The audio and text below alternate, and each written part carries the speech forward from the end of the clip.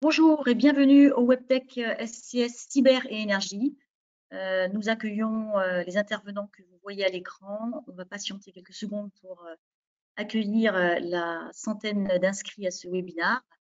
Je rappelle que ce WebTech a été organisé avec les pôles Cap Énergie, S2E2, la Smart Energy Alliance et le comité stratégique de filière Nouveaux systèmes énergétiques. Donc, vous allez pouvoir mieux comprendre les dangers, mais aussi les mesures clés en matière de cybersécurité à prendre. Et puis, en même temps, on va avoir un petit focus sur un nouveau diagnostic cyber PME qu'a mis en place la BPI, avec notamment un focus sur l'énergie. Et puis, une solution cyber proposée par un membre SCS Cyberium en fin de webinaire. Ce webinaire ne sera pas enregistré exceptionnellement et donc ne sera pas disponible en replay. Donc, merci de votre présence. Je fais un petit tour de l'agenda.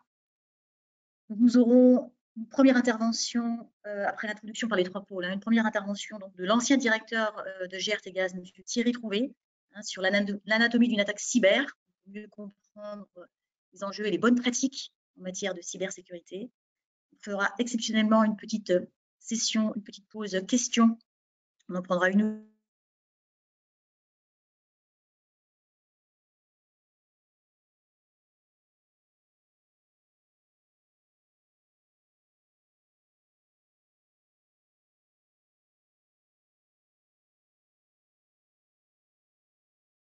C'est uniquement moi ou Fabienne est figée?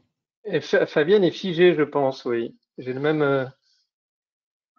même vision. Ouais, en effet, je ne m'entends plus. Fabienne? Je vais essayer de l'appeler sur son portable pour l'informer.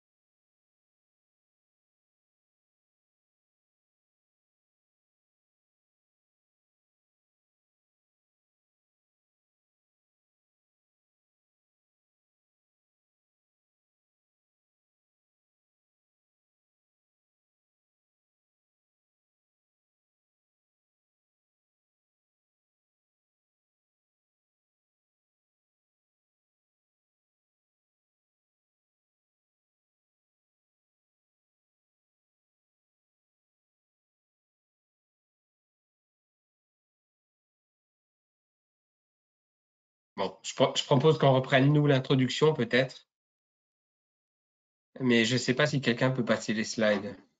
Raphaël, donc Fabienne a un problème, effectivement. Elle me demande si tu peux commencer à parler. Je pense que c'est toi qui dois dire quelques mots pour l'initier.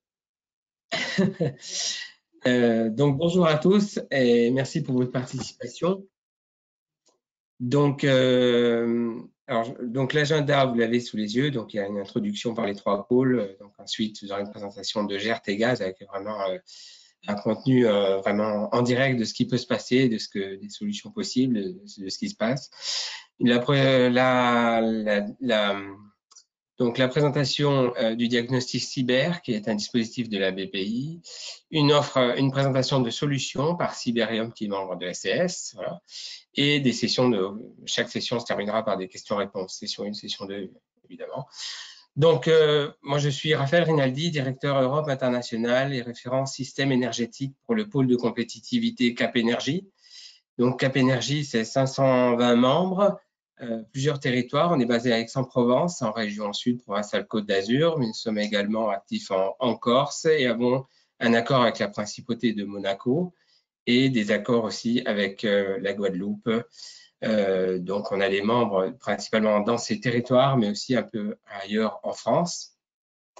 Nous sommes donc dédiés à la transition énergétique et travaillons donc pour vraiment accompagner les projets innovants dans l'énergie bas carbone. donc l'énergie renouvelable, le nucléaire, et puis toutes les actions transverses, dont la transformation digitale et ce qui est étroitement lié. Donc la cybersécurité, nous sommes convaincus que les entreprises, et notamment les PME et ETI, seront de plus en plus confrontées et devront s'adapter, d'une part pour répondre aux exigences normatives qui sont là pour vous protéger, et aussi pour mettre en place des solutions. Alors certaines sont simples, mais indispensables, il faut les mettre en place.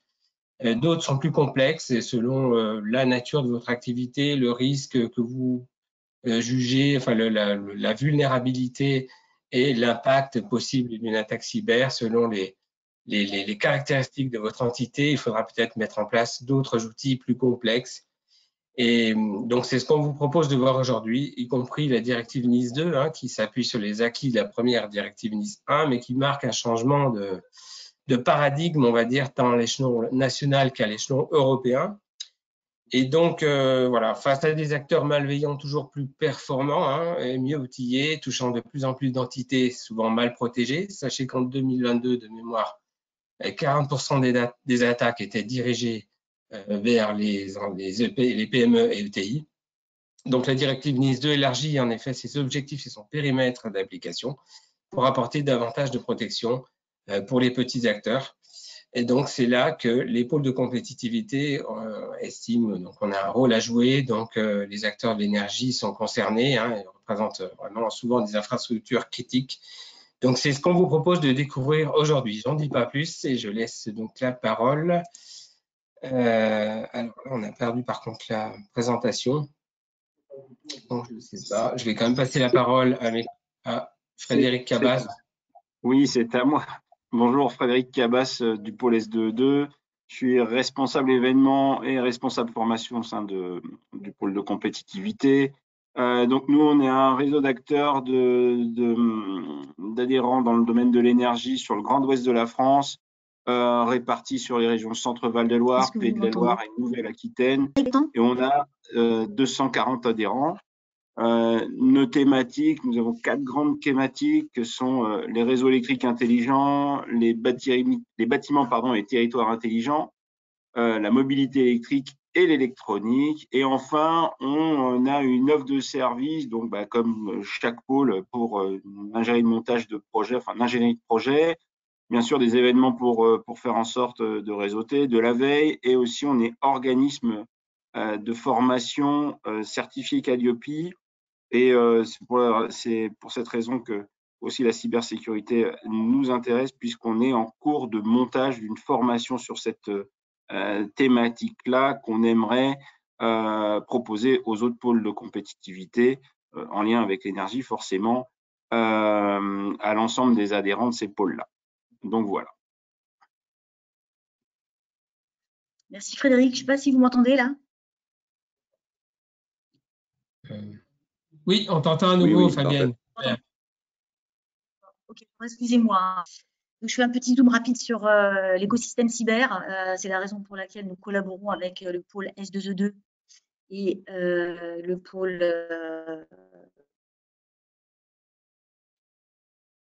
énergie notamment. Donc, j'ai un problème de latence. Donc là, c'est la dernière slide. C'est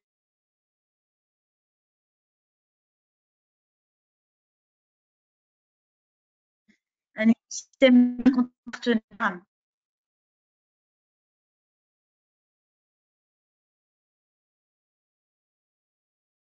autour de la cyber d'une cinquantaine de verts avec on vous entend très mal, Raphaël. Une partie de start-up et de PME offreurs de solutions. Vous allez en avoir un exemplaire aujourd'hui avec Cyberium et puis quelques acteurs clés dans le domaine de la cyber. Et puis, pas trop m'attarder à trouver.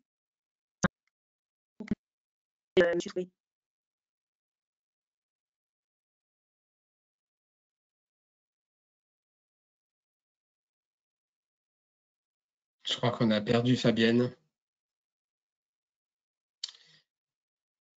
Est-ce qu'on coupe nos caméras pour je ne sais pas si ça facilitera quoi que ce soit. Mais... Oui, coupez vos caméras peut-être. Oui, coupez vos caméras, sauf peut-être Thierry Trouvé, éventuellement, mais c'est mieux pour… voilà.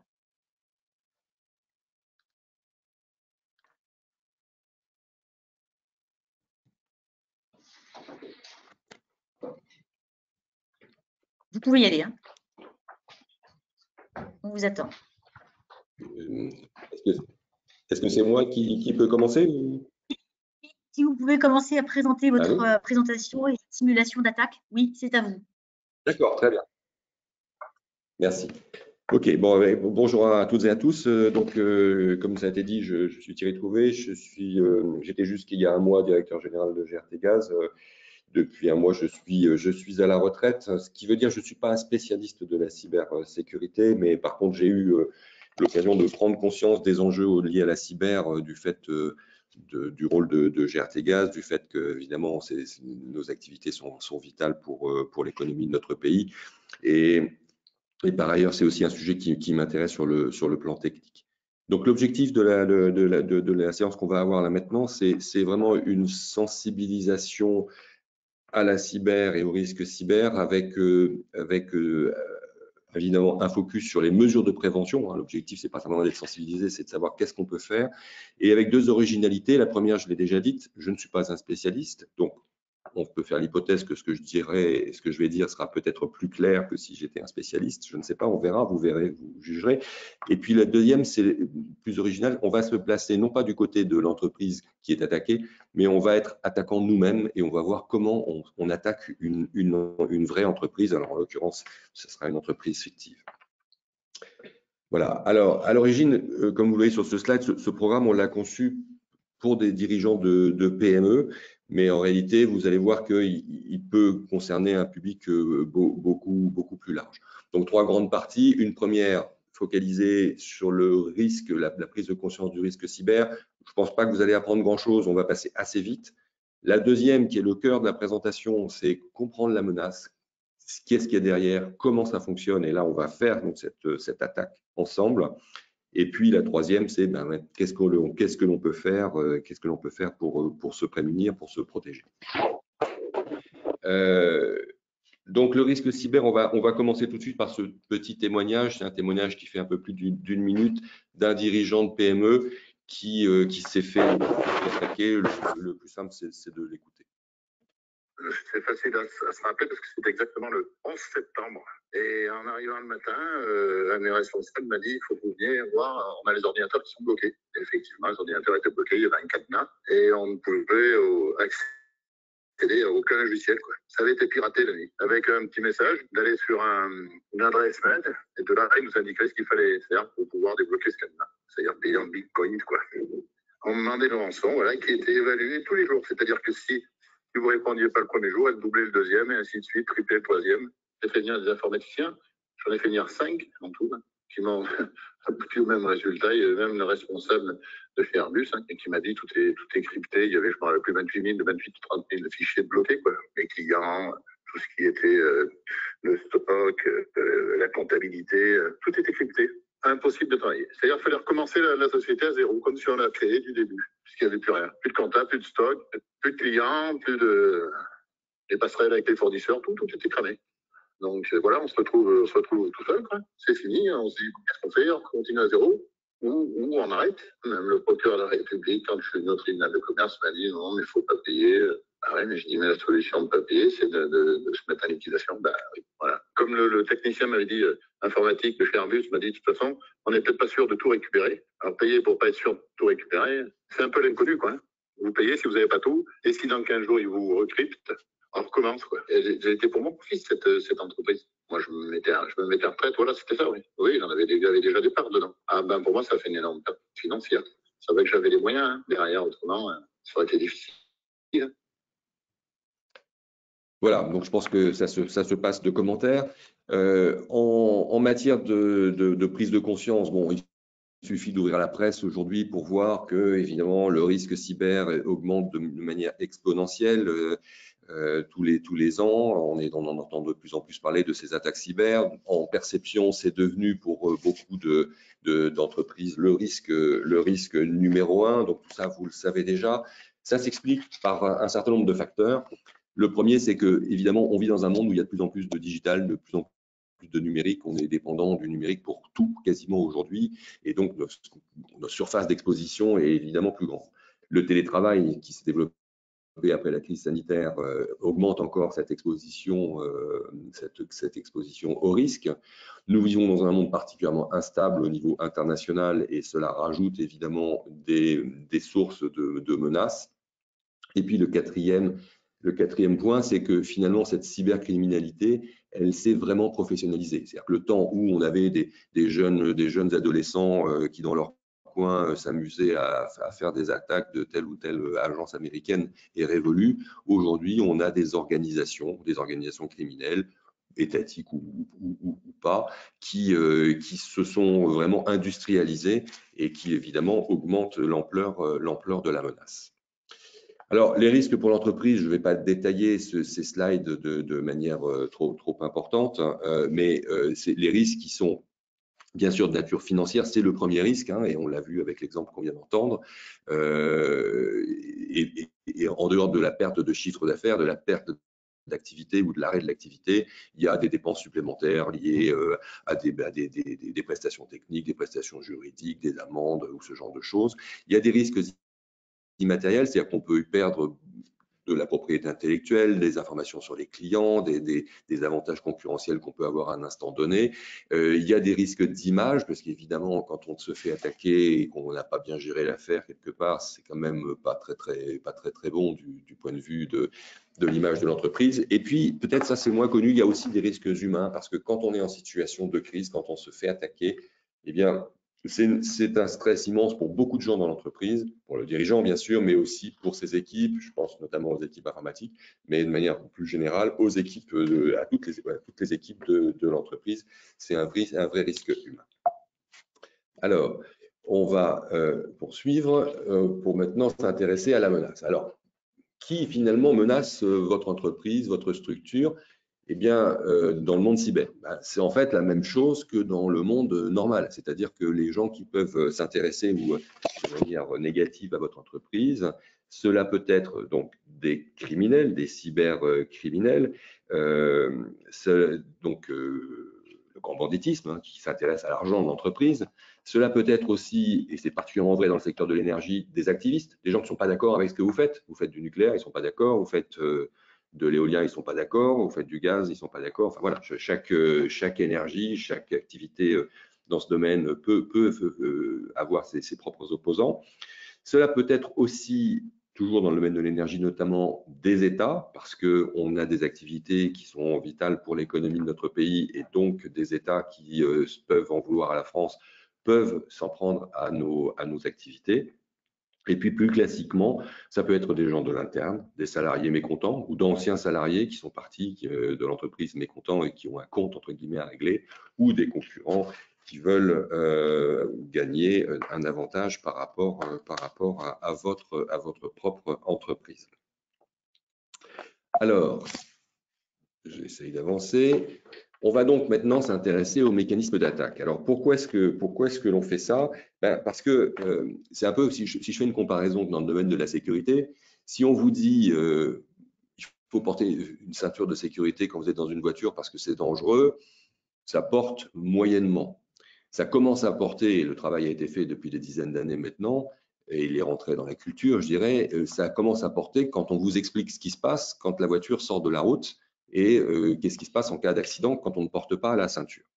Et dans la cybersécurité, c'est un peu la même chose. Aujourd'hui, tout le monde vous dit voilà ce qu'il faut faire, il faut des antivirus, il faut se protéger de telle et telle façon, mais finalement, on est face à une menace qui est extrêmement abstraite. Donc, ce qu'on va faire ensemble, c'est que justement, on va se placer du côté de l'attaquant et on va voir ce que fait un attaquant quand il attaque une entreprise, et ça nous permettra à chaque instant de finalement se poser la question de qu'est-ce que la victime aurait pu faire pour se protéger ou pour ralentir, on va dire, l'activité de l'attaquant. Donc, on ne va pas se mettre du côté du mouton, on va se mettre du côté du loup et on va ensemble donc attaquer une entreprise.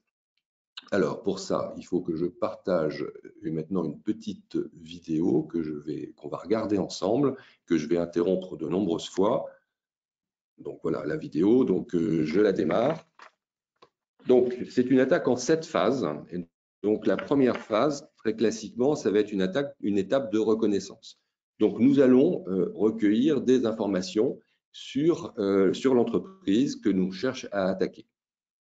Alors, ça, c'est nous, hein, vous voyez, donc on a la capuche, hein, et on tape très vite sur le clavier, on est très fort en informatique. Vous allez voir, finalement, il n'y a pas besoin d'être d'ailleurs forcément un expert pour attaquer une entreprise. Vous allez voir que les outils sont bien faits.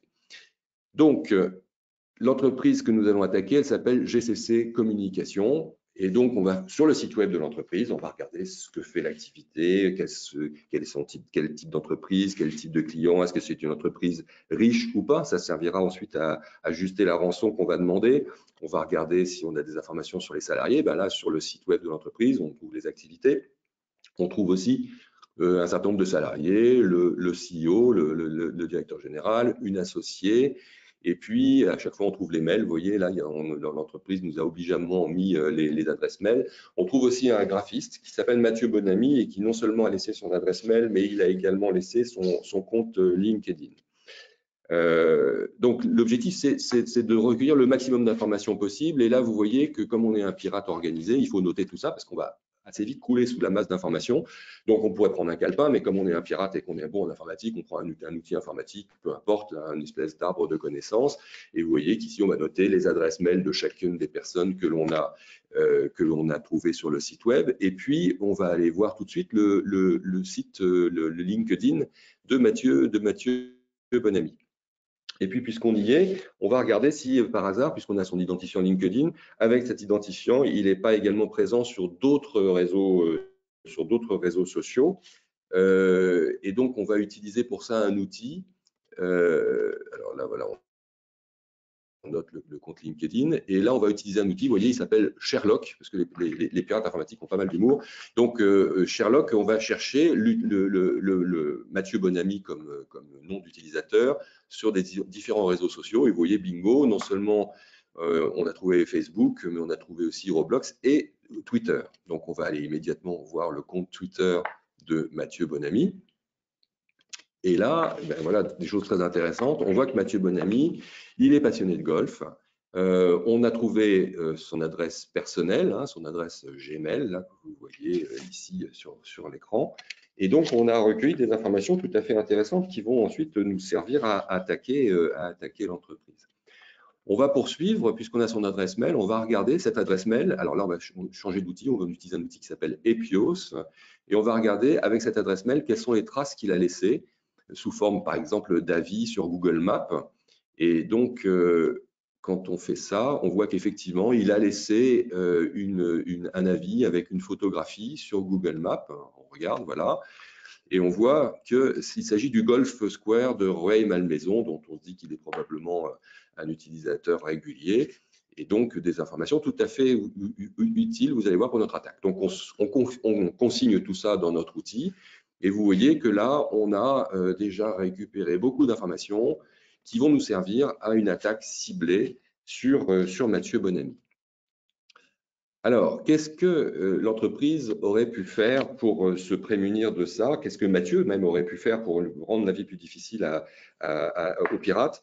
Eh bien, déjà, ne pas mettre plus d'informations que strictement nécessaire sur Internet, sur le site web. Est-ce que vraiment les adresses mail, c'est nécessaire? Est-ce que le site LinkedIn, c'est nécessaire? Sensibiliser aussi les salariés à une stricte ségrégation entre la vie professionnelle et la vie personnelle, ainsi que les traces que nous pouvons chacun laisser sur Internet au fur et à mesure de notre vie personnelle et de notre vie professionnelle. Alors, nous allons continuer l'attaque. Et cette fois-ci, donc, on va donc faire du phishing, mais plus exactement du spear phishing, c'est-à-dire du phishing ciblé. Donc là, l'idée, c'est de s'intéresser non pas en masse à un millier de personnes, mais à essayer de tromper une personne particulièrement après avoir fait ce que nous venons de faire, c'est-à-dire de la reconnaissance, de l'ingénierie sociale. Donc, nous allons utiliser pour ça un outil. Vous voyez, cet outil s'appelle GoPhish. Évidemment, on fait du phishing avec un petit symbole de hameçon. Au passage, vous noterez que cet outil qui est particulièrement ergonomique, je suis sûr qu'il est plus ergonomique que certains des outils professionnels que vous utilisez aujourd'hui dans votre quotidien. Donc là, vous voyez, c'est très simple, hein. On va mettre le nom de l'entreprise, on va mettre le nom de la personne que l'on attaque, son prénom, son adresse mail, son métier.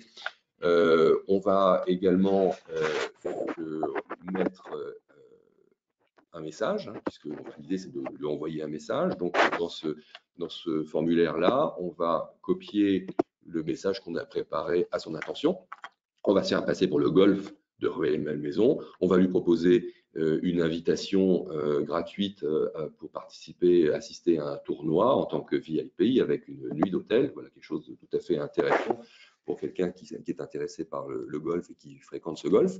Donc vous voyez que en mettant ici dans enveloppe sender le fait que l'adresse du golf, on va faire croire que le mail vient de ce golf. Vous voyez, c'est pas compliqué à faire, hein, de se faire passer pour quelqu'un d'autre quand on envoie un mail.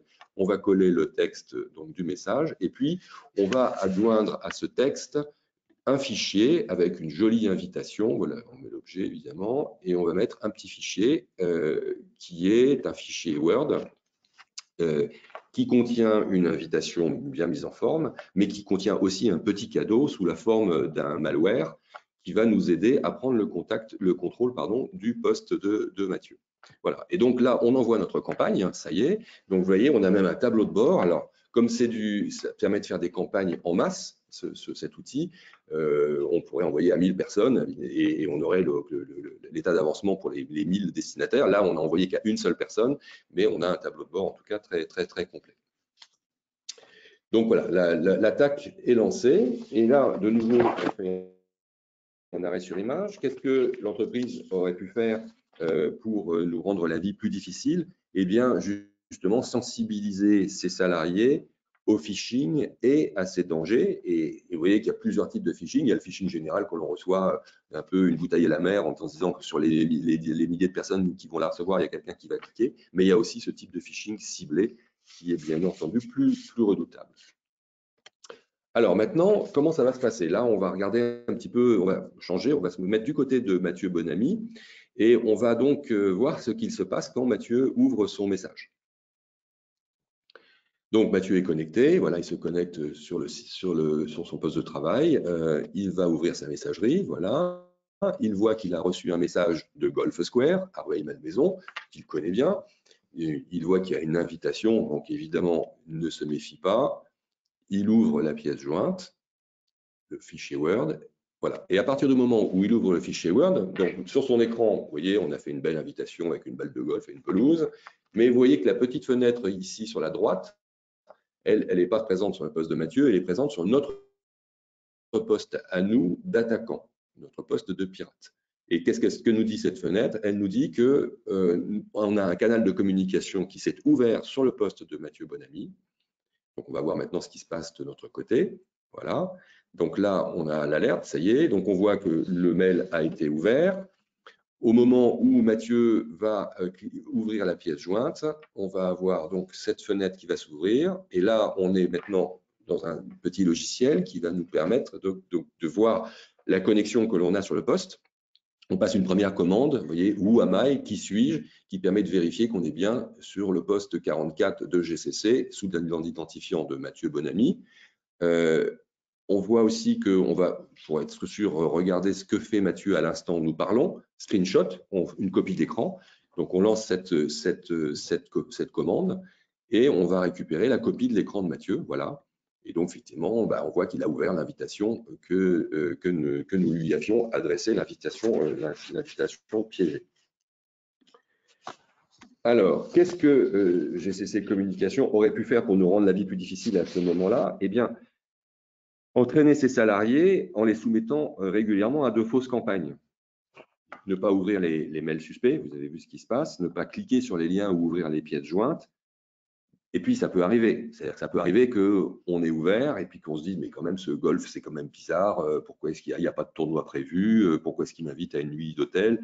Et donc, si jamais on a un doute et qu'on a fait, malgré tout, qu'on a fait ce qu'il ne fallait pas faire, surtout le plus important, c'est de prévenir votre service informatique. C'est-à-dire de dire, voilà, j'ai reçu ce mail-là, j'ai maintenant un doute sur l'authenticité de ce mail, est-ce que vous pouvez regarder? Parce que il n'est pas encore trop tard. Vous voyez, il n'est pas encore trop tard pour que les informaticiens agissent. Et s'ils n'ont pas l'information, évidemment, ils ne peuvent rien faire.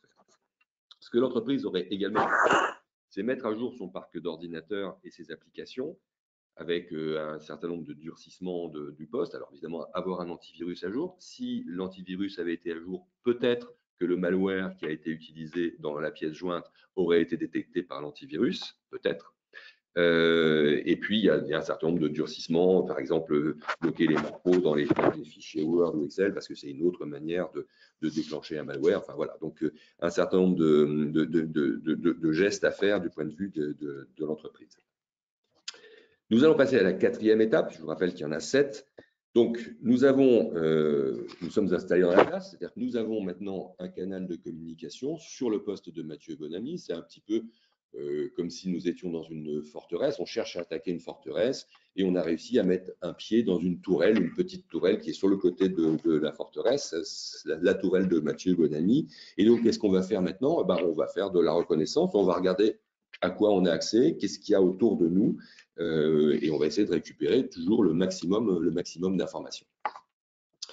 Alors, on laisse la vidéo avancer. Donc, je suis toujours sur le poste de travail de l'attaquant. Je récupère des informations sur le poste de Mathieu Bonamy. Je vois en particulier qu'il n'est pas administrateur de son poste, c'est-à-dire qu'il ne peut pas lui-même installer le logiciel sur son poste. On s'en doute, hein, c'est un simple graphiste. Donc ça ne va pas nous être très, très utile. On va continuer notre exploration. Et là, on va regarder quels sont les derniers fichiers auxquels il a accédé avec une simple commande. Et on voit qu'il a accédé à tout un tas de fichiers qui sont sur des volumes P et G, probablement des volumes partagés sur un disque réseau.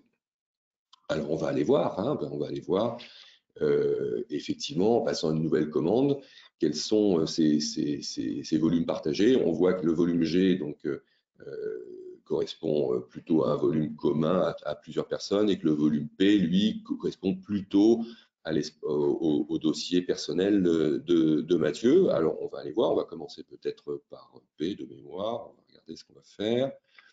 Voilà, liste directory P, donc on regarde ce qu'il y a sur P, perso, et là, on voit, on est allé un petit peu vite, pardon, on voit qu'il y avait un fichier CNI, Mathieu Bonamy, et en ouvrant le fichier, on voit qu'on a récupéré sa carte d'identité. C'est toujours intéressant, ça vaut un petit peu d'argent, quelques euros sur Internet, sur le dark web. On va évidemment la copier pour des usages éventuellement ultérieurs. On va continuer notre exploration. Cette fois-ci, on va regarder le volume G. Sur le volume G, on voit qu'il y a des choses très intéressantes. Il y a un dossier comptabilité, un dossier client, un dossier campagne client, un dossier RH, etc. On va essayer d'ouvrir un certain nombre de ces sous-dossiers, par exemple le dossier comptabilité. Et là, hop, malheureusement, on nous dit que l'accès nous est refusé. Oui, parce que Mathieu Bonamy, simple graphiste, n'a probablement pas accès à ce dossier comptabilité. On va regarder pour le dossier client et de nouveau, l'accès va nous être refusé pour la même raison. Mathieu n'a pas forcément accès au dossier client. On continue notre exploration. On va maintenant regarder quels sont les logiciels qui sont installés sur le poste de Mathieu. On voit un certain nombre de logiciels, Edge notamment, le navigateur de Microsoft. On voit aussi le navigateur Chrome de Google. Et ça, c'est également intéressant parce que, vous savez, sur les navigateurs, il y a des fonctionnalités très pratiques qui consistent à enregistrer les mots de passe quand on veut se connecter régulièrement à un site.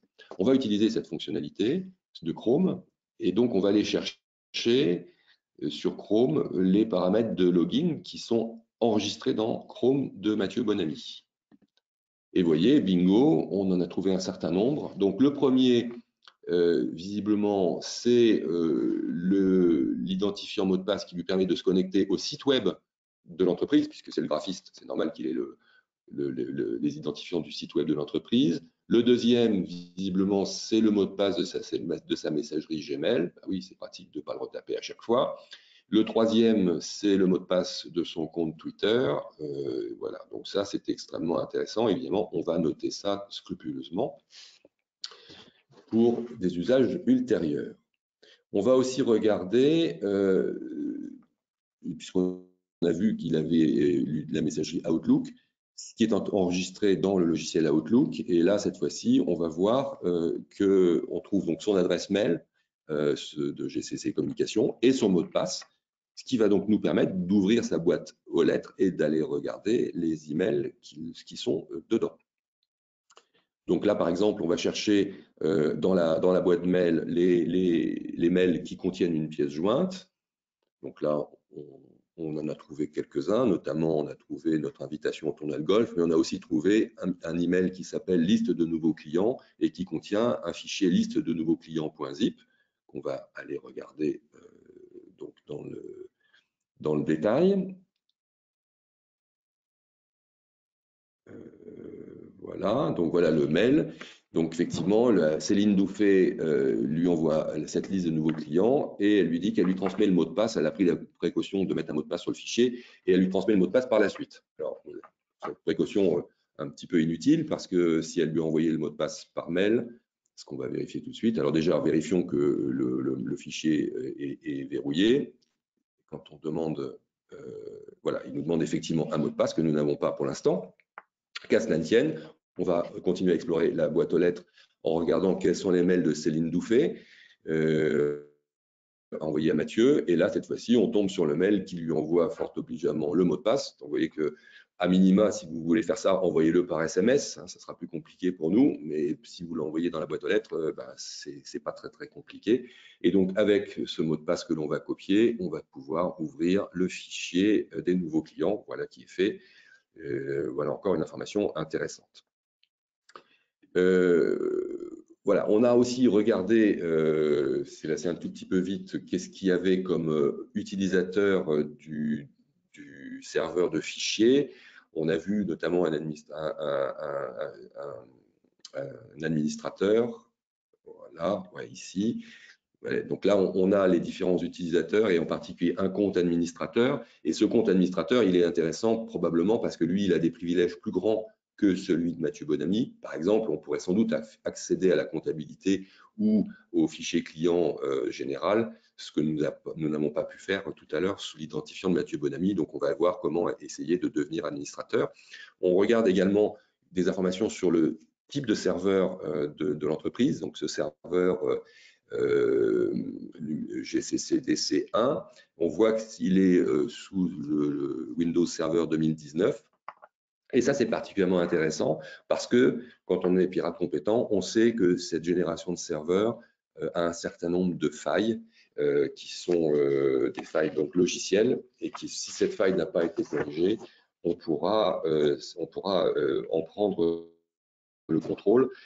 Pour être tout à fait précis, ce serveur, il est vulnérable à une faille dont la référence est le numéro CVE 2020-1472. Pourquoi je vous dis ça? C'est parce que c'est une faille qui a été trouvée en 2020. C'est la 1472e faille qui a été trouvée en 2020 publiée sur un certain nombre sur les logiciels dans le monde. Cette faille, elle a un petit nom, elle s'appelle Zero Logon pour les intimes. Et donc, on va regarder si effectivement l'outil, alors là, d'abord on note tout ça et voilà, donc ici, on va regarder avec un petit outil qui est ici, donc on passe la commande en vérifiant Zero Logon en mode check sur cette machine, donc qui est le serveur de l'entreprise. Et on nous dit, oui, la cible est bien vulnérable. Ça veut dire concrètement que le logiciel n'a pas été mis à jour et que donc le serveur de fichiers en version 2019 est toujours vulnérable à cette faille. Donc ça, c'est une information évidemment très, très utile. Et donc, on va noter tout ça. Donc là, on a construit un nouveau carnet de notes sur lequel on a noté toutes les informations qu'on a pu collecter sur l'entreprise. Et si on fait le bilan de cette exploration, vous voyez que notre pêche a été particulièrement fructueuse. On a récupéré la carte d'identité de Mathieu, les mots de passe de ses messageries perso et pro, les mots de passe de son compte Twitter, le mot de passe du site web de l'entreprise, les données sur les nouveaux clients, on n'a pas eu les anciens, mais on a eu les nouveaux, et le moyen de prendre le contrôle total sur le serveur de l'entreprise puisque son système n'est pas à jour. Alors, qu'est-ce que l'entreprise aurait pu faire pour éviter cela, pour nous rendre la vie plus difficile? Eh bien, par exemple, déjà, commencer par sensibiliser les salariés à ne pas stocker leur mot de passe dans des navigateurs, pas sur des post-it à côté de l'écran, mais sur des outils tels que les coffres forts à mot de passe, et sur laquelle je pourrais y répondre tout à l'heure. mettre en permanence à jour les postes de travail, les serveurs, de façon générale, tous les composants du SI.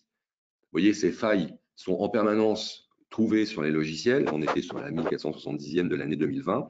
Elles sont publiées justement pour que les entreprises les corrigent, hein, d'abord les éditeurs de logiciels, puis ensuite qu'on passe les correctifs. Mais si on ne le fait pas, eh bien, c'est très, très facile pour un pirate, parce qu'en général, en même temps que le correctif est publié, il y a souvent le mode d'emploi de l'attaque. Et vous allez voir ce qu'on va faire, puisqu'on va exploiter effectivement cette vulnérabilité dans l'étape numéro 5. Cinquième donc, étape, élévation de privilèges. Donc, on va utiliser Zero Logon pour devenir administrateur, puisque tout à l'heure, on a vu qu'on n'avait pas les droits suffisants en tant que Mathieu Bonamy. Et donc, on va bouger dans le système d'information, on va s'éloigner de la petite tourelle de Mathieu pour aller vers le cœur de la citadelle que nous attaquons, l'entreprise. Voilà. Et donc, cette fois-ci, on va passer donc la commande Zero Logon, mais cette fois-ci, pas pour vérifier, mais effectivement pour passer la commande. Donc, voilà, ça se déroule. Donc, il y a un certain nombre de lignes de réponse de la commande. Et parmi ces lignes, on trouve une sorte de mot de passe qui va nous permettre de nous connecter sur le compte d'administrateur sans justement posséder le mot de passe de l'administrateur. Donc, c'est ce que l'on va faire tout de suite avec des outils. Vous voyez, tout ça est déjà écrit, hein, il n'y a plus qu'à faire, c'est du presse-bouton. Hein. Et là, on va se connecter avec le mot de passe et voilà. Et donc, vous voyez, de nouveau, une petite fenêtre est apparue sur notre poste de travail qui nous dit vous avez un nouveau canal de communication. Alors, on va revenir sur l'écran. Voilà. Donc là, ici, la deuxième ligne, c'était la connexion sur le poste de Mathieu Bonamy que nous avions ouverte tout à l'heure au début de notre attaque. Cette fois-ci, la première ligne, c'est nous sommes administrateurs sur le poste, sur le serveur GCC DC1 de l'entreprise. On va le vérifier, de nouveau en passant une commande « Qui suis-je » ou « Am I ?» Et là, la réponse est oui, on est bien administrateur. On vérifie qu'on est bien sur le serveur que l'on cherchait. Et là, on a donc de nouveau l'accès au dossier comptabilité, client, notes RH. On va regarder maintenant, est-ce qu'on peut accéder au fichier, au dossier comptabilité? Et vous voyez que cette fois-ci, oui, on a pu accéder au fichier comptabilité. Même chose, évidemment, sur l'autre fichier. Qu'est-ce que l'entreprise aurait pu faire pour éviter ça? De nouveau, patcher les vulnérabilités des serveurs. C'est encore plus important que, les vulnérabilités que de mettre à jour les postes de travail. L'entreprise aurait pu aussi chiffrer les données sensibles de l'entreprise. C'est un verrou supplémentaire en cas de vol. Et puis, porter une attention particulière sur les comptes administrateurs qui sont les plus convoités, puisque vous voyez que quand on est administrateur, on a plus de droits, donc, par exemple, vérifier, faire des revues régulières des habilitations, vérifier que un administrateur qui a quitté l'entreprise, eh bien, on lui a supprimé ses droits ou ce genre de choses. Sixième et avant-dernière étape de notre attaque, l'exfiltration de données. Donc là, qu'est-ce qu'on va faire? Les données, vous savez que ça a beaucoup de valeur, donc on va essayer de récupérer les données de l'entreprise. Alors pour ça, il y a deux façons de le faire. Hein. Il y a à la petite cuillère ou au chalut. On peut commencer déjà à la petite cuillère puisqu'on est administrateur donc du serveur. On va aller regarder, par exemple, ici, dans les documents de Monsieur Rousseau, on voit des informations. Alors non, je crois qu'on va plutôt regarder chez Céline Douffet. Voilà, on regarde donc chez Céline Douffet, les documents, ces documents, et là on voit que on a un fichier sur le prévisionnel 2024. Voilà un fichier très intéressant parce que ce prévisionnel 2024, il nous donne des informations sur ce qu'espère gagner l'entreprise en 2024. Donc, ça va nous servir pour fixer le montant de la rançon de manière pertinente. Et puis là, on va maintenant passer non plus à la petite cuillère, mais au chalut. Donc, on a un petit programme qui va faire aller aspirer tous les fichiers auxquels nous avons maintenant accès sur les postes de travail de l'entreprise, tous les fichiers doc, les fichiers Excel, les fichiers PDF, et puis sur le serveur qui va récupérer tous les fichiers du serveur et qui va nous les recopier et nous les envoyer sur notre propre poste de travail de l'attaquant. Donc, voilà, ça c'est le source du programme, peu importe comment ça fonctionne, on ne rentre pas dans le détail, mais on va exécuter donc ce fichier, extraction, ce petit programme, et donc ce petit programme va créer un fichier, attendez, parce que là, je ne vois pas, donc il va créer un fichier interestingfile.zip, donc qui va être copié sur notre poste de travail. Et puis, ce qu'il va faire aussi, ce petit programme, c'est qu'il va supprimer ses propres traces. Parce qu'évidemment, pour construire ce fichier interestingfile.zip, il a fallu recopier, faire des copies internes sur le serveur de l'entreprise. Donc, on va supprimer toutes ces traces-là pour ne pas faciliter la vie des informaticiens qui combattent le pirate. Et là, quand on ouvre le fichier qui vient d'être chargé sur notre poste de travail, voilà, on voit la liste de tous les fichiers qui ont été récupérés et que l'on peut donc maintenant consulter tranquillement depuis chez soi. Par exemple, le fichier plan bureau, c'est visiblement un projet d'aménagement des bureaux de l'entreprise. Voilà. Alors, qu'est-ce que l'entreprise aurait donc pu faire pour nous rendre la vie plus difficile à ce stade-là? J'ai envie de dire plus rien ou presque. C'est-à-dire que c'est avant qu'il fallait faire des choses. Quand on en est à ce stade-là et qu'on s'est fait piller toutes les données, c'est quand même un peu tard. Alors bien sûr, il y a des outils qui permettent de surveiller les flux qui transitent sur le réseau de l'entreprise et notamment qui sortent de l'entreprise pour vérifier qu'il n'y a pas des débits anormaux, de ce genre de choses. Mais je dirais que c'est plutôt pour des grosses entreprises. Et puis, encore une fois, on est déjà très tard dans le déroulement de l'attaque. Dernière étape, on va passer maintenant à l'estocade. On va porter l'estocade, c'est-à-dire qu'on va chiffrer toutes les données qui sont sur les ordinateurs de la machine et puis on va demander la rançon.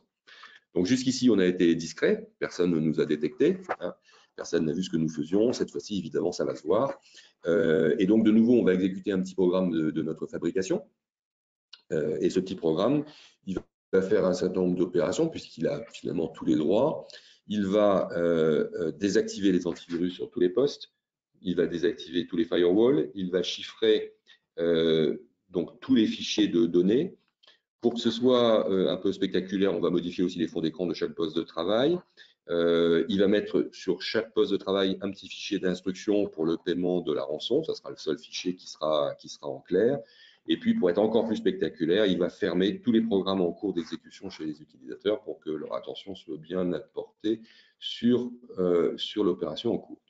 Donc voilà. Donc, on lance le programme de ransomware. Donc, ce programme, il travaille. Il va nous donner évidemment la clé de déchiffrement. Alors nous, on est pirates, hein, je rappelle. Il va nous donner la clé de déchiffrement que, le cas échéant, on pourrait donner à l'entreprise si elle paye la rançon et si on est un pirate honnête, ce qui n'est pas évident. Et puis, on va voir maintenant, je pense, voilà, on va voir ce qui se passe du côté de l'entreprise. Donc là, on est sur un salarié de l'entreprise, probablement un comptable, qui est en train de regarder une facture. Il est en train de travailler donc chez GCC Communication. Et donc, à un moment donné, les fenêtres vont se fermer une à une. Et puis, voilà, on voit les fenêtres qui se ferment. Et puis, on voit le fond d'écran qui a été modifié. Et quand on essaye d'ouvrir les dossiers, vous voyez, les fichiers ont tous été chiffrés. Et on a juste un fichier qui vous dit, voilà, votre poste de travail a été chiffré. Vous pouvez, en payant une rançon, vous pouvez obtenir la clé de déchiffrement. En général, les choses sont bien faites. C'est là qu'on voit que on est dans une industrie, hein. C'est-à-dire que vous avez la possibilité, donc on vous donne une adresse web qui est faite spécialement pour vous, sur laquelle vous pouvez donc vous connecter pour récupérer les instructions. On vous donne d'ailleurs, on vous dit qu'il y a 2 jours, il vous reste 2 jours pour payer. On vous donne 2 exemples de fichiers qu'on a récupérés de l'entreprise pour montrer qu'on ne bluffe pas, hein, la carte d'identité de Mathieu, le plan de ménagement des bureaux. Et puis, il y a la possibilité même d'avoir un chat avec les pirates, une sorte de service après-vente, un service client qui vous permet de vous exprimer, On vous explique, voilà, si vous voulez vos fichiers, il faut payer. Et si vous demandez si vous payez, qu'est-ce qui se passe? Est-ce que on trouvera les fichiers? On vous dit oui, on est des gens sérieux, on a une réputation, c'est notre business model. Voilà. Et donc là, notre utilisateur, je pense que de dépit, il va décider d'éteindre son poste de travail. C'est quelque chose qu'il ne faut pas faire. C'est quelque chose qu'il ne faut pas faire parce que quand vous faites ça, vous effacez un certain nombre de traces de l'attaque qui s'est déroulée sur votre poste. Et donc, si jamais vous êtes dans cette situation-là, vous débranchez votre poste du réseau, vous coupez le Wi-Fi, mais vous laissez votre poste allumé de manière à ce que les intervenants ensuite puissent venir analyser un peu plus en détail l'attaque. Voilà. Alors, on a terminé pour cette petite vidéo. Il me reste encore quelques slides à vous partager. Donc, je reviens ici sur ma présentation. Donc, qu'est-ce que l'on peut faire? Alors, d'abord, il faut retenir une chose, c'est que ce n'est pas une affaire de technique. Vous avez vu qu'il y a un certain nombre d'outils qui sont des outils très simples à utiliser, très ergonomiques. Le sujet, c'est d'abord un sujet de comportement. Un sujet de comportement. Et si je prends un parallèle avec la sécurité, vous pouvez mettre dans un escalier tous les antidérapants ou les rampes pour se tenir, pour éviter que vos salariés ne tombent.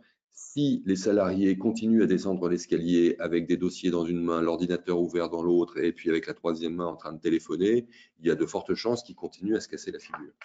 Et donc là, c'est pareil, c'est d'abord un sujet de comportement. Ce qui veut dire que c'est d'abord un sujet de culture de l'entreprise qui passe par un vrai effort de sensibilisation et aussi, quand on est dirigeant, par de l'exemplarité. Si vous montrez que c'est quelque chose auquel vous faites attention, que vous prenez des précautions, eh bien, vos salariés vous suivront. Si vous ne montrez pas l'exemple, il n'y a aucune raison qu'ils le fassent puisque le chef ne le fait pas. Il y a un certain nombre de mesures élémentaires que je ne vais pas détailler puisqu'on arrive un peu au bout du temps. Un certain nombre de mesures élémentaires à prendre, donc de la sensibilisation, de l'entraînement, notamment avec des campagnes de phishing, un renforcement de tous les accès avec des comptes nominatifs, bien sûr, pas des comptes génériques, des mots de passe qui sont forts, qui supposent d'utiliser des coffres forts de mots de passe. Il faut que les postes de travail, les serveurs, les réseaux soient durcis. Et là, c'est le boulot des services informatiques. Et puis, évidemment, on voit bien que quand on est au moment où quand on n'a pas pu éviter l'attaque et que tout a été chiffré, ben, on est quand même mieux si on a eu une sauvegarde récente qu'on a mise dans un coffre. Là, je ne parle pas d'un coffre informatique, une sauvegarde qui est en dehors du réseau. Donc, faire des sauvegardes régulières de votre poste de travail ou du serveur de l'entreprise, et évidemment des mesures d'hygiène. Ce qui est aussi important quand on est à la tête ou responsable d'une entreprise, c'est de mesurer la maturité de son entreprise. Je vous donne un exemple, une anecdote. Je discutais il y a quelque temps avec un responsable de sécurité informatique d'un hôpital français que je ne citerai pas, qui venait de prendre son poste et qui était allé voir ses collègues informaticiens en leur demandant, alors, d'après vous, en matière de sécurité, l'hôpital, il est comment? Et la réponse de ses collègues était de lui dire, bon, écoute, on n'est pas parfait, on le sait, mais globalement, on est quand même pas mal. Et donc, fort de cette nouvelle rassurante, il a commencé à faire un peu un état des lieux en arrivant le premier jour. Et au bout de 24 heures, il avait pris le contrôle de 2/3 des boîtes aux lettres des salariés de l'hôpital. Il avait accédé aux données médicales des patients. Il s'était même aperçu que l'hôpital utilisait des adresses russes, des adresses IP russes pour des équipements à l'intérieur de l'hôpital. Ça, ce n'était pas des pirates russes, hein, c'était juste une mauvaise décision des informaticiens de l'hôpital. Enfin, voilà, que l'hôpital était dans une situation catastrophique. Alors, ce n'est pas forcément le cas de votre entreprise. Vous pouvez être au contraire dans une bonne situation. Et dans ce cas-là, ce n'est pas la peine de faire des dépenses somptuaires, mais il faut le savoir. Et d'où l'intérêt de faire ce genre de démarche. Et je pense que BPI va nous en parler dans un instant. Voilà. Et puis, comme je le disais tout à l'heure, il faut aussi savoir réagir face à une attaque parce que malgré toutes les précautions, une attaque, ça peut toujours se produire. Et donc, on a fait un certain nombre de fiches réflexes et on en a fait notamment une sur comment réagir face à une cyberattaque. On va les passer à Fabienne qui pourra vous diffuser ces fiches Et comme je vous le disais, à la fois ne pas éteindre le poste de travail, porter plainte, ne pas payer la rançon, parce que quand on paye la rançon, comme le disait le monsieur tout à l'heure, à la fois on n'est pas sûr de récupérer la clé de déchiffrement ou qu'elle fonctionne, et puis on est aussi inscrit sur une liste de bons payeurs, et il y a de fortes chances que dans quelques semaines ou dans quelques mois, une fois qu'on aura tout remonté, on fasse de nouveau l'objet d'une attaque, puisqu'on a cette réputation de bons payeurs. Voilà, j'en ai terminé avec cette présentation. Je suis disponible pour des questions-réponses maintenant, si vous le souhaitez, ou plus tard. Merci beaucoup. Thierry, c'était passionnant. Il n'y a pas de questions jusqu'à présent, mais nos auditeurs vont pouvoir les poser peut-être le temps que Alice puisse présenter donc ces slides. Vous devriez voir mon écran avec vos slides, Alice. Oui, parfaitement. Mais écoutez, nous vous écoutons pour ce nouveau diagnostic qui va permettre de renforcer la compétitivité des PME offrant de solutions ou utilisatrices de cybersécurité. On en a bien besoin après cette simulation d'attaque présentée par Thierry. C'est à vous, Alice. Parfait. Merci, Fabienne. Est-ce que vous pouvez juste mettre en plein écran peut-être la présentation?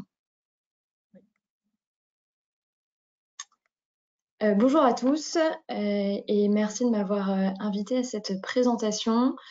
Après cette mise en situation très concrète qu'a réalisé Thierry, mon objectif ici est de vous présenter quelques dispositifs d'accompagnement que propose BPI France pour augmenter la cybersécurité de votre PME ou ETI.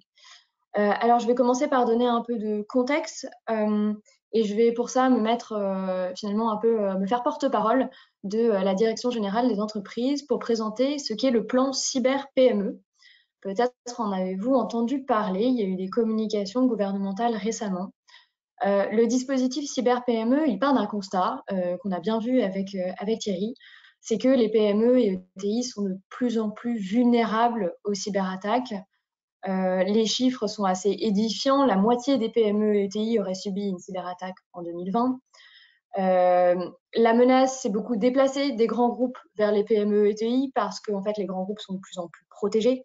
Les PME constituent des cibles idéales puisqu'elles ont quand même des informations de nature très intéressante, tout en étant souvent beaucoup moins préparées faute de moyens ou d'investissements sur le sujet de la cybersécurité.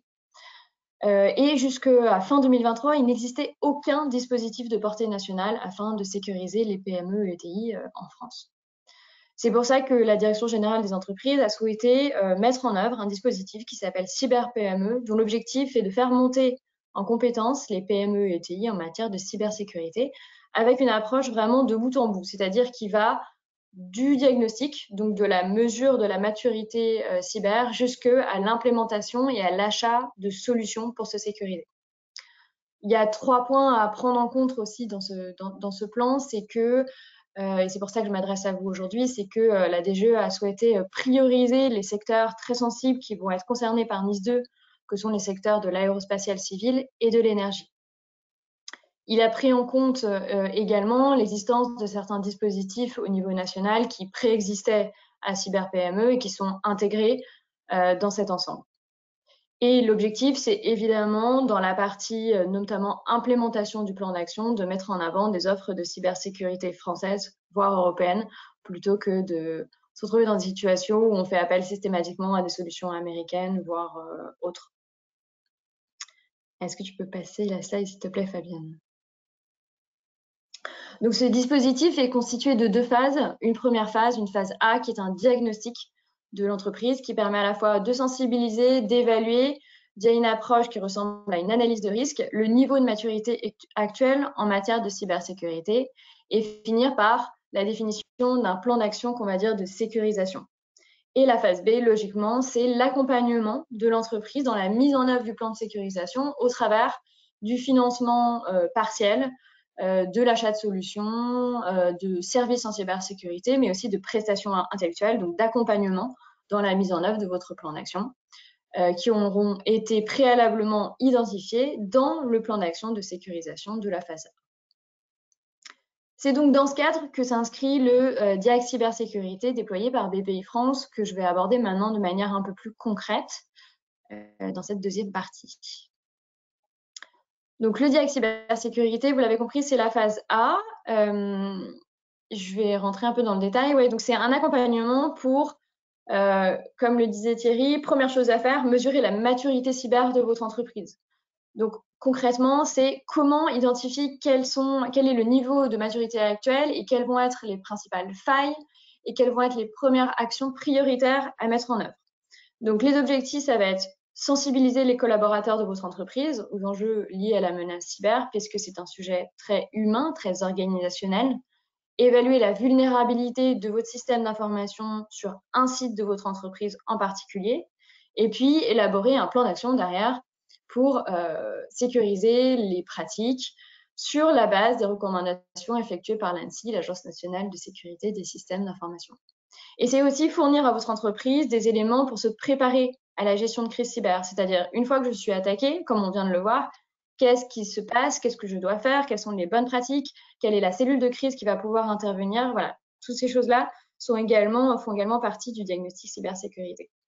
Comment ça se passe? Alors, BPI France, nous avons sélectionné un certain nombre d'experts qui sont présents sur tout le territoire national et dans les DOM-TOM, que nous avons sélectionnés, formés et outillés et qui interviennent selon notre méthodologie afin de garantir un niveau de qualité adéquat et être capable également de s'adapter aux besoins de votre entreprise. Donc, le diag dure 8 jours et il est réalisé sur un délai de 3 à 5 mois. Vous êtes tous concernés, PME et ETI de tout secteur d'activité, y compris défense, comme je le disais en France métropolitaine et dans les DOM-TOM. Et le diagnostic concerne un site en particulier, mais il est possible d'en réaliser plusieurs. Si vous avez par exemple votre siège social dans une ville et puis une usine dans une autre, voilà, il est possible de réaliser un diagnostic sur chacun de vos sites si jamais les SI ne sont pas centralisés, par exemple. Merci beaucoup.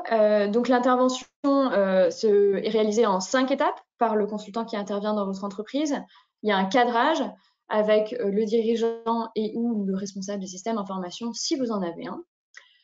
Puis, un diagnostic qu'on va appeler organisationnel qui est réalisé sur site, donc de manière très concrète. Après une sensibilisation de vos collaborateurs, l'expert va visiter vos infrastructures. Donc, le diagnostic comprend vraiment l'intégralité de vos systèmes d'information. On ne va pas venir regarder un produit en particulier, on va venir regarder vraiment l'usage que vous faites de vos systèmes d'information. Donc, visiter les infrastructures, visiter votre site, réaliser un certain nombre d'entretiens, y compris avec vos prestataires IT si vous en avez, et compléter ce diagnostic organisationnel par un diagnostic technique. Donc, avec la réalisation de ce qu'on va appeler plutôt un audit de configuration, c'est-à-dire que l'expert va venir vérifier ce qui a été dit lors des entretiens, très concrètement, comment est paramétré le pare-feu, le VPN, l'Active Directory, est-ce qu'il est facile d'entrer, de trouver le mot de passe de votre Wi-Fi, des choses comme ça. Quatrième étape, il va venir formaliser l'analyse. Donc, sur la base des 75 points de contrôle qui sont issus du guide de l'ANSSI que nous avons adapté au contexte des PME, il va pouvoir vous donner une note de maturité, identifier les principaux risques qui sont liés à votre activité en particulier et proposer un plan d'action de mitigation. La restitution a lieu ensuite devant le comité de direction parce que l'objectif de ce diagnostic, c'est d'intéresser toutes les parties prenantes du comité de direction. C'est que ce sujet ne reste pas uniquement à la DSI, mais bien que les décisions qui découlent du plan d'action soient intégrées au niveau du comité de direction pour qu'elles puissent être vraiment diffusées au niveau de toute l'entreprise. Comme je le disais, ce dispositif est financé et opéré par BPI France. Il est subventionné actuellement dans le cadre de France 2030 à 50%. Donc, les 8 jours d'intervention qui coûtent 8 800 € vous reviennent pour votre entreprise à 4 400 €. Voilà pour les modalités du dispositif. Maintenant, je vais vous présenter rapidement dans cette dernière partie un exemple de restitution qui a été réalisé dans une entreprise qui se trouve en PACA d'ailleurs, de recyclage de batteries dans le secteur de l'énergie. Je vais vous montrer rapidement quelques slides qui montrent ce que peut donner très concrètement un diagnostic cybersécurité. Donc là, c'est pour donner un petit peu de cadre. Pourquoi l'entreprise réalisait ce diagnostic? Elle avait des projets dans l'industrie 4.0 qui nécessitaient de nouveaux développements informatiques et des échanges de données. Elle était en train de structurer donc conséquemment son activité informatique et ses données. Et elle avait une activité de recherche et développement en très forte croissance, avec de gros marchés potentiels en vue et une forte augmentation de la visibilité de l'entreprise qui donne toujours envie, évidemment, aux cyberattaquants. Donc, en gros, c'était une PME en forte croissance sur un secteur d'activité très porteur. Je vais passer sur la slide suivante parce que je ne vais pas détailler l'intégralité des... Voilà. Et donc ça, c'est typiquement la synthèse qu'un expert peut vous délivrer dans le cadre d'un diagnostic cybersécurité. Donc, on voit plusieurs choses. Ce qu'on va regarder en premier, c'est le score de maturité qui a été calculé. Donc, comme je vous disais, sur la base des 75 points de contrôle que va venir regarder l'expert, qui concerne aussi bien d'ailleurs la partie organisationnelle, technique, juridique, assurantielle, vraiment tous les aspects. On va venir regarder votre entreprise à 360 au niveau de la cybersécurité. Donc là, on voit que l'entreprise, c'est pour ça qu'on ne la nomme pas ici, a un score de maturité initiale très bas. Donc, elle est à 25 sur 100, ce qui est une sorte de, on va appeler ça une espèce de Nutri-Score de la cyber. Donc, c'est une note de D. Et donc, ce que fait l'expert, c'est qu'il va venir identifier un certain nombre d'actions essentielles qui sont à mettre en œuvre tout de suite dans l'entreprise. Donc là, on a le top 5 qui apparaît. Donc, vous voyez, il faut absolument commencer, ça paraît évident, mais en fait, on le voit souvent dans les PME, ça n'est pas fait, par connaître son système d'information, donc avoir une cartographie de ses données, mettre en place une gouvernance, toute première étape, sécuriser les postes, mettre en place une politique de sécurisation et de chiffrement des postes, sécuriser le réseau, donc ça veut dire avoir une architecture informatique et réseau adaptée avec un firewall, et puis avec surtout une ségrégation des réseaux. Ce qu'on voit souvent, c'est que les réseaux entre l'administration et la production, par exemple, ne sont pas ségrégés. Donc ça veut dire qu'un attaquant qui rentre par le service achat va pouvoir venir bloquer éventuellement des machines de production. Donc ça, c'est évidemment une mesure essentielle à mettre en œuvre. Gérer le nomadisme et le shadow IT, donc c'est tout ce qui est lié finalement aux usages qui sont faits dans le cadre du télétravail, qui donnent de nouvelles portes d'entrée aux attaquants. Donc, il va être essentiel de venir chiffrer les disques durs des PC portables qui sont utilisés par les collaborateurs en télétravail. Et puis, toute la partie essentielle qui est l'audit, la réaction, la maintenance finalement informatique, comment assurer la continuité. Donc là, l'expert a proposé à l'entreprise d'organiser des tests de restauration de sauvegarde. Donc, c'est bien de mettre en œuvre des moyens, mais c'est bien également de les tester parfois en situation réelle. Donc, qu'est-ce qui se passe si, par exemple, les 3/4 du système informatique est bloqué? Comment je restaure mes données suite à une attaque? Sur la partie gauche que vous voyez de la slide, ça va être plutôt donc la partie donc ce qu'on appelle macro-actifs critiques, c'est-à-dire quelles sont les activités du cœur du business de l'entreprise qui font qu'elle fonctionne et qu'elle est en pleine croissance actuellement. C'est son ERP qui lui permet de gérer sa production, et puis c'est sa fonction commerciale puisqu'ils sont en pleine croissance. Donc la liste des clients, par exemple, la prospection, etc. Donc l'expert vient réaliser une sorte d'analyse de risque avec, vous le voyez juste au-dessus sur le graphique, un score de criticité qui est associé aux activités de l'entreprise. Donc ça, c'est à quel point ces actifs sont critiques pour le fonctionnement de l'entreprise. Et puis un score de couverture. Donc on voit que le score de couverture actuel est assez faible pour l'entreprise. Et donc les actions juste à droite que je viens de vous présenter vont venir permettre d'augmenter ce niveau de couverture.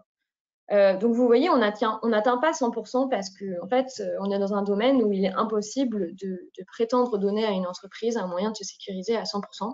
Par contre, on va tendre vers le maximum de protection. Et donc là, on voit qu'on ne peut pas changer la criticité. Ce sera toujours aussi critique.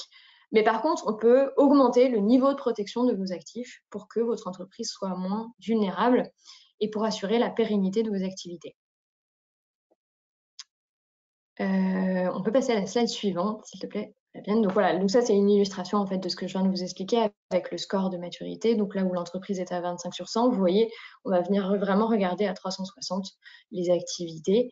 Donc là, on est bien en dessous de la moyenne. On a mis 50% parce que généralement, les PME qu'on a suivies sont à peu près à ce score-là.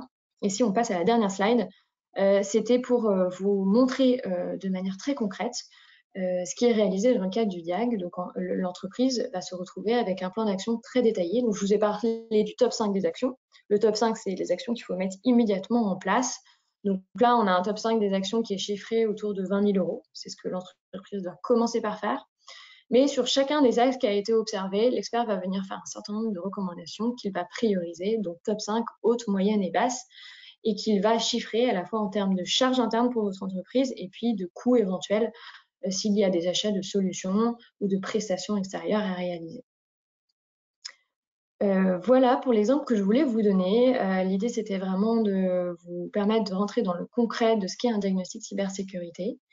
Et je vous remercie de votre attention et je reste à votre disposition si vous avez des questions. Merci beaucoup Alice, c'était passionnant et très concret, c'est parfait pour contrecarrer toutes les attaques présentées par Thierry. On va passer maintenant à la présentation par Cyberium. Justement, comme vous disiez, une solution justement pour segmenter, pour mieux régner, comme l'indique Stanislas. Stanislas, tu es avec nous? Oui, je suis là. Vous m'entendez? Oui, on t'entend et moi je vois bien ta présentation.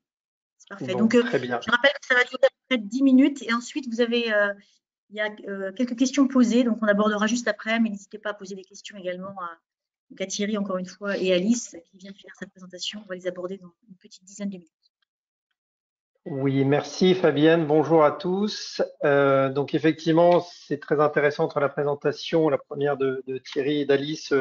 Là, je vais rentrer dans un cas très concret, vous parler un petit peu de NIS 2. L'idée est plus de partager quelques informations sur cette directive qui est en train d'être transposée et de prendre notamment un volet de cette NIS 2 qui concerne la segmentation des réseaux et donc des solutions qui existent aujourd'hui et notamment des solutions souveraines. Alors, donc, en 2 mots, Cyberium, c'est une jeune entreprise française. On est spécialisé sur la segmentation des réseaux avec la sécurisation, ce qu'on appelle des communications de façon unidirectionnelle, hein, c'est-à-dire d'envoyer des données dans un seul sens ou bidirectionnelle dans les deux sens, mais avec des niveaux de sécurité très élevés. Ce sont des technologies sur la base de hardware, notamment DataDiode. On est récent en France, mais on a une expérience depuis 15 ans sur ce secteur-là, puisqu'on a commencé notre aventure au Moyen-Orient dans le cadre d'un contrat de défense entre la France et les Émirats arabes unis. La France qui avait vendu des Mirage 2000, en 2000 d'ailleurs. Et donc, dans ce cas-là, il y a un ensemble de sociétés d'expertise française qui est embarqué, je dirais, dans ces projets-là. Donc, on a fait beaucoup de cybersécurité gouvernementale et on s'est ensuite appliqué sur les sujets de cybersécurité industrielle, donc la partie OT, notamment avec un standard ou une norme dont je vais vous parler qui s'appelle IEC 62443. Donc, l'idée n'est pas de réinventer la roue dans la mise en œuvre de NIS 2. Grand rappel, NIS 2 est une directive, donc cette directive européenne qui est en cours de transposition, c'est notamment l'ANSSI qui est en charge de la transposer en France. Chaque pays va l'adopter à sa manière, il y aura un cadre commun. Donc les entreprises concernées aujourd'hui, alors en France on parlait d'OIV, d'OSE pour les organismes d'importance, les opérateurs d'importance vitale et de services essentiels. On change d'acronyme pour les EI et EE, donc entreprises importantes et entreprises essentielles. Cette directive va amener potentiellement des pénalités pour les entreprises qui ne se mettent pas dans le cadre. Il va y avoir des déclarations d'incidents aussi, de problèmes d'éthique cyber qui doivent être automatisées et plusieurs mesures de mise en œuvre. Alors, comme expliqué, effectivement, NIS 2, c'est une directive. Comment on déploie de façon opérationnelle NIS 2 au sein des entreprises? Aujourd'hui, il y a une norme qui s'appelle IEC 62443, alors qui est connue des grands industriels comme Schneider, Siemens, ABB. Tous ces gens-là connaissent très bien cette norme. C'est une norme américaine qui existe depuis 1945, donc elle date depuis pas mal de temps. C'est pour ceux qui sont plus dans le secteur IT. Dans la partie IT, vous avez une norme ou un standard qui est ISO 27001, qui est très bien pour la partie IT. L'IEC 62443, c'est son pendant pour la partie OT industrielle. Alors, la roadmap pour NIS 2 qui sera transposée en octobre 2025 complètement. Donc, vous devez découvrir tout ce que vous avez déjà mis en place, évaluer vos risques des systèmes et des processus. Vous devez naturellement agir sur la partie et sur les failles qui ont été détectées et surtout de maintenir votre système de gestion de la cybersécurité. Ce standard, donc la partie exécution IEC 62443, c'est un standard international qui est robuste, efficace. Il y a environ 30 000 membres aujourd'hui. Et effectivement, il permettra, donc pour ceux qui l'adoptent, de déployer NIS 2 sans crainte de requalification ultérieure. Alors là, au niveau français, l'ANSSI s'intéresse de plus en plus et regarde de très près cette norme, soit peut-être la reprendre dans ses grandes lignes, la transposer telle qu'elle, ou en tout cas la recommander, soit la formuler à la façon un peu plus française. Mais globalement, cette norme existe et elle n'est pas parfaite, mais c'est celle qui va le plus loin dans l'application de règles dans le secteur de l'industriel, cybersécurité industrielle. Alors, on parle de quoi exactement dans cette norme IEC 62443? De CSMS, donc le Cyber Security Management System. C'est tous les éléments qui sont nécessaires à implémenter pour avoir un système performant et de manager cette partie cybersécurité industrielle. Alors, ce tableau, c'est juste pour vous montrer effectivement que dans le cadre de NIS 2, il y a un ensemble d'articles qui couvrent très largement effectivement la cybersécurité. Et dans un de ces articles, on parle spécifiquement de la segmentation des réseaux. Tout à l'heure, Alice parlait de ségrégation également des réseaux, de pouvoir sécuriser les conduits, les zones pour échanger les informations de façon tout à fait sécure. Alors, la segmentation des réseaux, en gros, de quoi parlons-nous? Si je prends un schéma très rapide d'une entreprise, vous avez différents niveaux, c'est ce qu'on appelle les niveaux de sécurité. Donc, au plus bas, vous avez tous les équipements. C'est là où vous allez retrouver des SCADA, des historianes, des automates. Donc, tous les équipements qui sont fournis par des grands industriels comme ABB, Schneider, mentionné tout à l'heure. Et donc, tous ces équipements doivent communiquer entre eux pour ensuite, de ces informations, remonter à une zone où il y aura des bases de données, des historianes, et ensuite, ces informations seront à nouveau remontées en haut sur la partie IT. Donc, la partie IT, là, il y aura partie d'analyse corporate de l'entreprise. Donc, on part bien du niveau OT au niveau IT. Et entre ces niveaux, afin de sécuriser, il va être nécessaire de définir ce qu'on appelle des zones et des conduits, c'est-à-dire des zones de sécurisation ou de définition d'un périmètre de sécurité pour certains équipements et des conduits pour définir comment ces informations vont communiquer avec les différents étages et les différents niveaux de votre installation industrielle. Il faut savoir qu'aujourd'hui, la plupart des attaques se font au niveau de l'IT et que si demain, on a de plus en plus d'attaques, et c'est ce qui est en train de se produire au niveau de l'OT, vous pouvez paralyser potentiellement un pays, en tout cas des activités souveraines. Si vous prenez une centrale nucléaire, si vous prenez une station, des acteurs de pétrole, gaz, des chimies, si jamais vous arrivez à envoyer des virus ou attaquer à ce niveau-là de la couche, qui sont uniquement des systèmes, des automates, des process industriels, ça veut dire que vous êtes en mesure de prendre la main sur l'industrie, de changer des paramètres. Si vous prenez des stations d'épuration d'eau, si vous prenez le schéma en Ukraine, les Russes ont attaqué en cyber énormément les infrastructures critiques, énergie, gaz, pétrole, pour paralyser justement le pays. Alors aujourd'hui, il y a trois façons de sécuriser les échanges entre les différents niveaux. Il y a l'air gap. C'est de moins en moins utilisé, mais c'est en gros l'air gap, vous n'avez aucune communication physique entre vos réseaux. Donc ce sont des petits bonhommes qui, avec des clés USB ou des CD-ROM, si on remonte un peu dans le temps, qui vont prendre les données du côté OT, les mettre sur la clé, partir du côté IT pour les mettre sur un autre réseau. Dans un monde de plus en plus digitalisé, d'industrie 4.0, il est difficile de maintenir ce air gap. Il n'y a pas de connexion, il n'y a pas de temps réel non plus, donc c'est très compliqué, c'est de plus en plus limité. Naturellement, tout le monde connaît les firewalls. Ça couvre aujourd'hui 90, 15, 19% des besoins. Il faut un firewall. La difficulté dans les firewalls, ou la limite, c'est que le firewall, il y a une partie de configuration, il y a une partie de logiciel, donc il y a des vulnérabilités. Le paramétrage peut aussi, un paramétrage mal fait peut laisser des portes ouvertes pour y accéder. Et il faut savoir que tous les firewalls américains ont des backdoors. C'est une obligation pour eux de vendre ces firewalls de cette manière-là.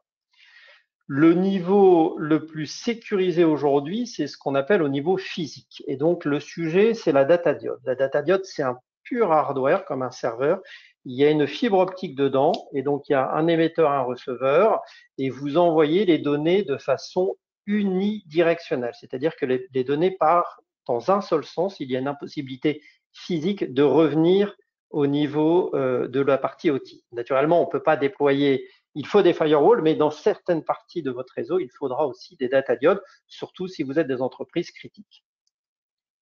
Alors, cette segmentation des réseaux, elle va se définir avec plusieurs niveaux de sécurité. C'est un gros travail d'audit de cybersécurité OT, donc industriel, avec la définition d'une segmentation de vos réseaux. À quel niveau se trouvons-nous? Quels sont les équipements? Que doivent-ils communiquer? Quel genre d'entreprise êtes-vous? Si vous êtes un producteur de bouteilles d'eau en Suisse ou un pétrolier aux Émirats arabes unis, vous n'avez pas le même niveau de menace et d'exigence. Et donc, cette classification est faite à travers différentes matrices pour définir effectivement des niveaux de sécurité, 4 niveaux de sécurité avec différentes segmentations derrière.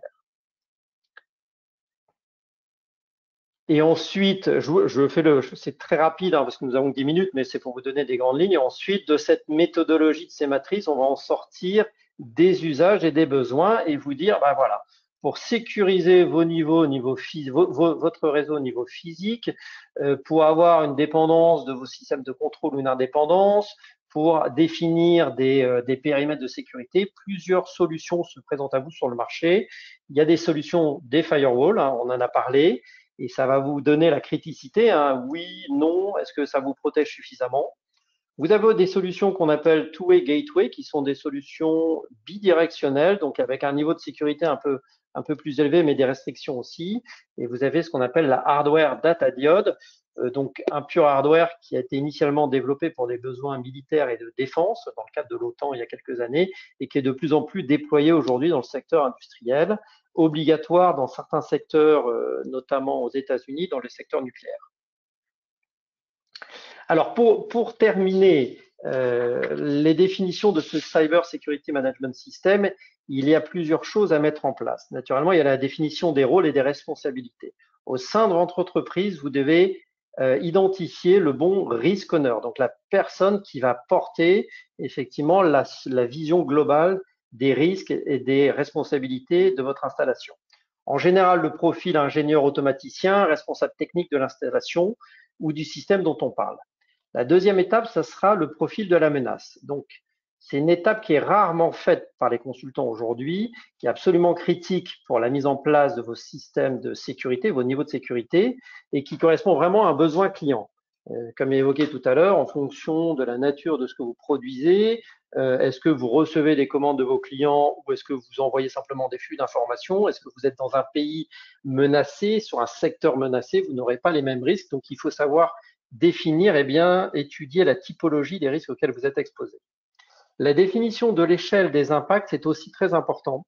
Ça permet de bien gérer les risques et leurs impacts et donc de bien gérer les niveaux auxquels vous êtes confrontés. Cela prend notamment en compte la continuité des opérations. Si jamais vous avez une problématique, êtes-vous en mesure, on parlait de backup tout à l'heure, de remettre rapidement votre industrie en place.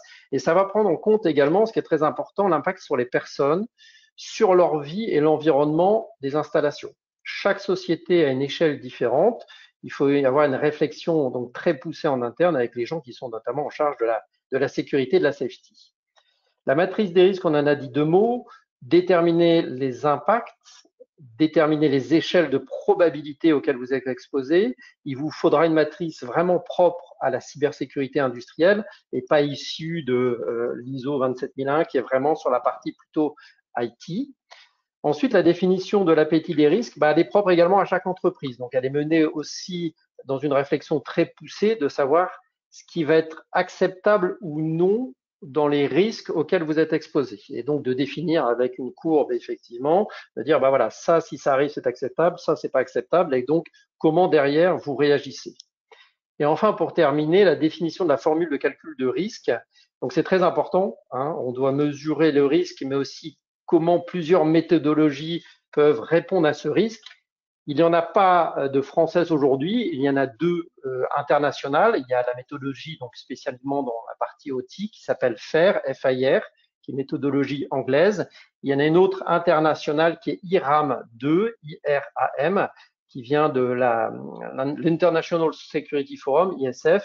Ces deux méthodologies sont aujourd'hui les plus utilisées dans l'outil pour mettre en place effectivement des matrices de calcul de risque et bien définir vos expositions. Donc voilà, j'ai voulu, je ne sais pas si j'ai respecté le timing, mais j'ai voulu effectivement vous faire une présentation très rapide et très courte. Et je me tiens à votre disposition. J'avais encore plusieurs slides, mais l'idée c'était de garder le tempo.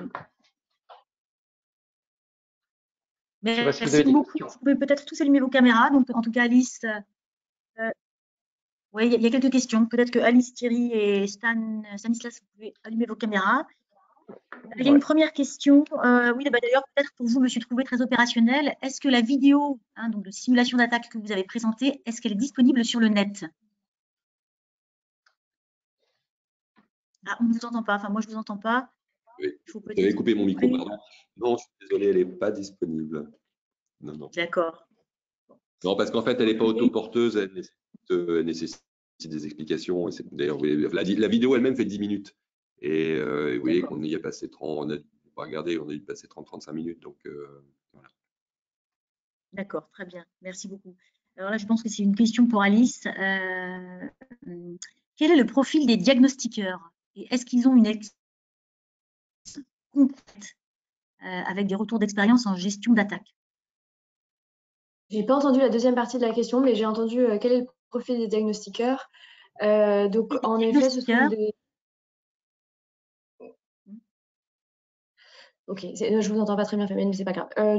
Oui, donc ce sont des experts que nous avons référencés, qui sont expérimentés, qui savent à la fois faire des audits organisationnels et techniques, qui savent également, qui ont l'habitude de faire des sensibilisations et des formations, et qui connaissent le contexte des PME, et qui ont également, dernier point, des certifications pertinentes, donc ils peuvent être PASI, ils peuvent être auditeurs ISO 27001, EBIO-CRM, enfin, voilà, toutes les méthodologies et certifications pertinentes. D'accord, merci. Après, c'est une question plutôt pour Stanislas, je pense, Cyberium. L'ANSSI parle également de chiffrement hybride, intégrant la cryptographie post-quantique. Est-ce que vous êtes d'accord avec ça pour tout ce qui est OT avec un OS basse consommation? Alors, c'est moins mon registre, pour être très honnête. Nous, notre solution, donc, on utilise des solutions de chiffrement pour transférer des données dans nos tuyaux, dans ce qu'on appelle les zones et les conduits à travers des solutions comme les diodes. Je pense qu'effectivement, c'est une option qui est intéressante, qui est complémentaire de ce que l'on fait. Mais je suis moins sur cette partie chiffrement. C'est plutôt ensuite au choix de l'industriel qui souhaite utiliser du chiffrement. On peut tout à fait transposer du chiffrement.